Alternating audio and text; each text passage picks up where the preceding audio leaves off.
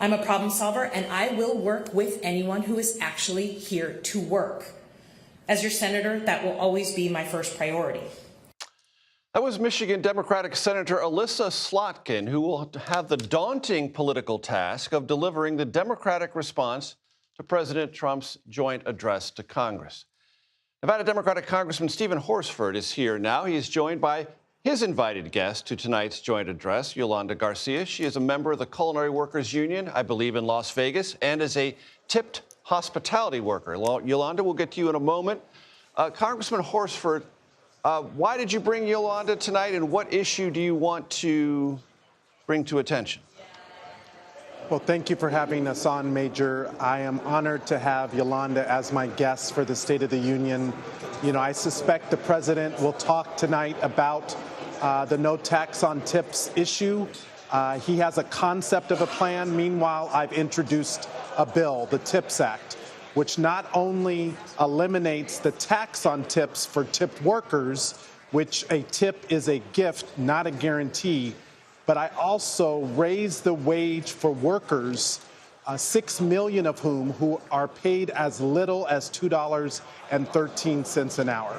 That is not enough to earn a living off of. It's one job should be enough. And Yolanda is a fountain worker at Resorts World in Las Vegas. She represents culinary workers who are fighting for better wages and to eliminate the tax on tip.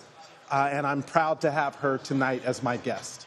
And Yolanda, if I could ask you, during the campaign, former President Trump, now again President Trump, really gave voice to this idea of no tax on tips, made it a kind of national point of conversation.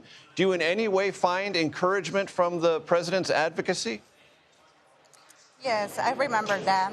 But the thing is, right now he has signed a lot of bills, but I haven't seen him sign the promise that he said about no tax on tips. So right now, that's what we're waiting for on President Trump.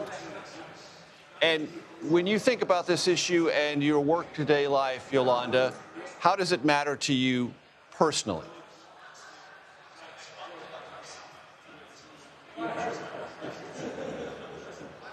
Yolanda, could you hear the question? No. No, we didn't hear that. I'm sorry. So, Yolanda, when you think about this issue, no tax on tips, how would that affect your life economically? That affects me because we have a T compliance that is higher what we usually make.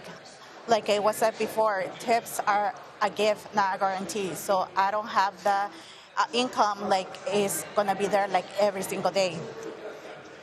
Congressman Horsford, as you know, last week the House passed the budget resolution. It allows for the extension of the existing Trump tax cuts, but any Republican you've talked to, if they're being honest with you, will tell you there's no room in it for any additional tax cuts, including no tax on tips. Do you think this is a dead issue this year? Absolutely not, but just think about that for a minute. House Republicans and Donald Trump have a bill, I refer to it as the Screw America bill.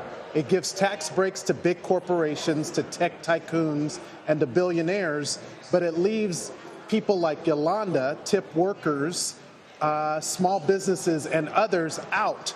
That is why I am centering my constituents, the tipped workers, the hospitality workers in Las Vegas, on my legislation, the TIPS Act. My bill is the only bill that eliminates the tax on tips with guardrails that ensures that millionaires cannot scam the system. It also lifts tipped workers' wages by eliminating this Jim Crow era policy where certain workers are paid as little as $2.13 an hour. 6 million workers in America making as little as $2.13 an hour. Yolanda represents those workers, and we're going to center their voices, and that is why it was important for her to be here in the House chamber. So when the president refers to this issue, I'll be thinking of workers like Yolanda.